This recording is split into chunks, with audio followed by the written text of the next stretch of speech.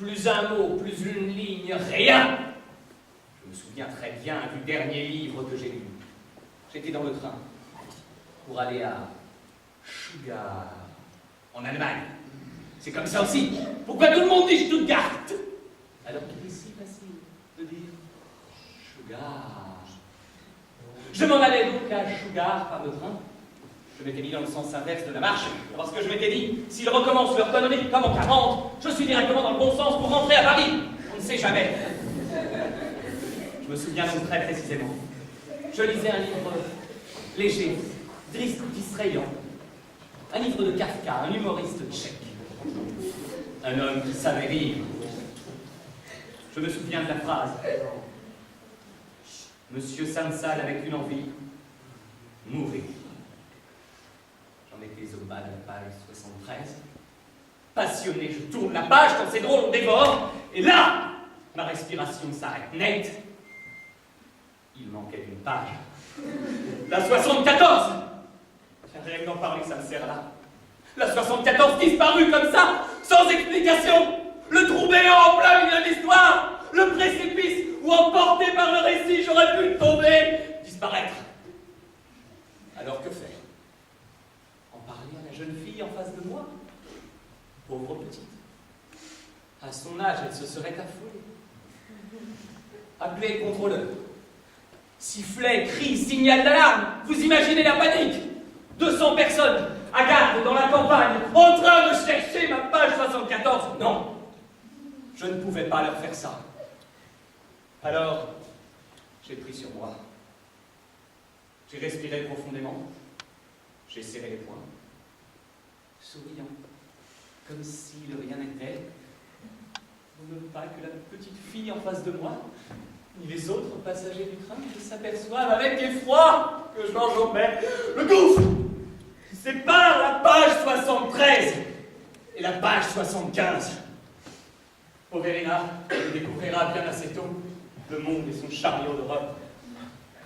Si je leur disais ça, ils me diraient non, arrête un peu ton cinéma. Est-ce que j'y vais, moi, au cinéma? Je sais ce que c'est que le cinéma, croyez-moi. On vous fout à 300 dans une salle toute noire, avec une image qui bouge devant. Et pendant ce temps-là, ils en profitent pour dire des choses graves et capitales.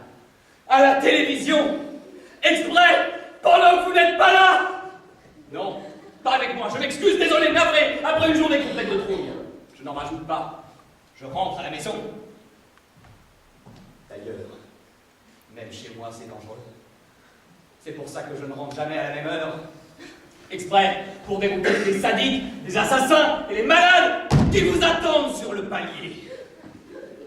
Hier soir encore, il était 9h16 précisément. C'est une heure tranquille. En général. Eh bien, figurez-vous que je rentre chez moi. J'appuie sur le bouton de l'ascenseur. En panne. Vous savez, on a beau être habitué à côtoyer 24 heures sur 24 le danger. Ça fout. Alors, on prend sur soi, on maîtrise l'émotion. On gravit l'escalier. Il grinçait. Comme par hasard. Alors que faire? Redescendre, trop tard, j'étais déjà au 3e.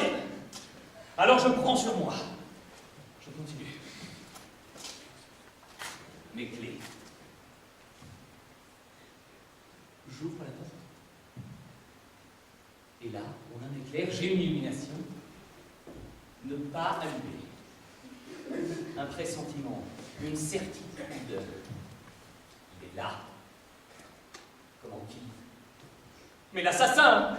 Celui qui me cherche! Celui qui m'a volé ma page 74! Celui qui allume les feux rouges quand je passe à l'opéra! Celui qui a tué la concierge l'autre jour au bureau! Par erreur! Car c'est moi qu'il voulait liquider!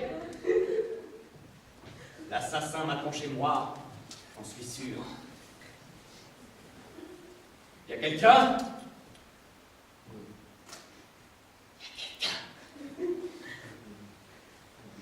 Il s'est trahi. C'est qu'il est là. 2, il y a quelqu'un. Suivi d'un silence. Ça ne trompe personne. Surtout pas moi. Où aller?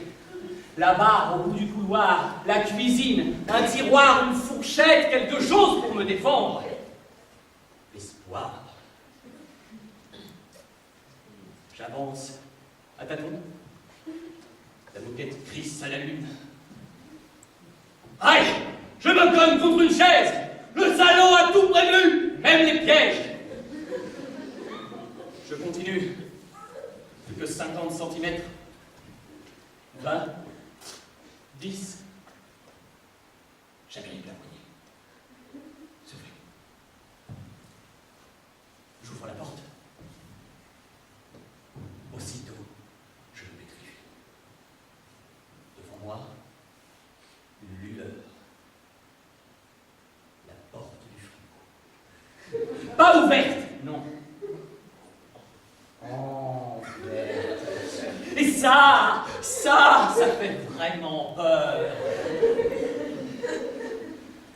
L'assassin m'attend chez moi, dans mon frigo. Il est là, j'en suis sûr, caché derrière les entrecôtes, dans le bac à viande. Je l'entends respirer. Vous imaginez s'il leur racontait tout ça? Je me concentre. Et là, fermé. Désolé, mon vieux, ce n'est pas encore pour cette fois.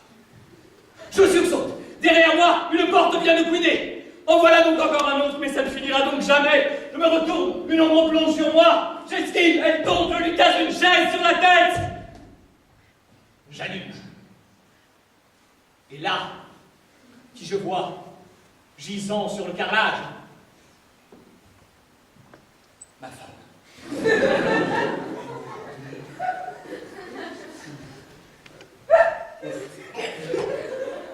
Ce n'est pas l'assassin.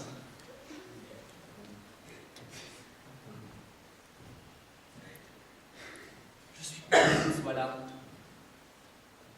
Parce que ma femme, quand elle bouge et qu'elle parle, me fait peur. Mais là, inanimée, elle me rassure presque.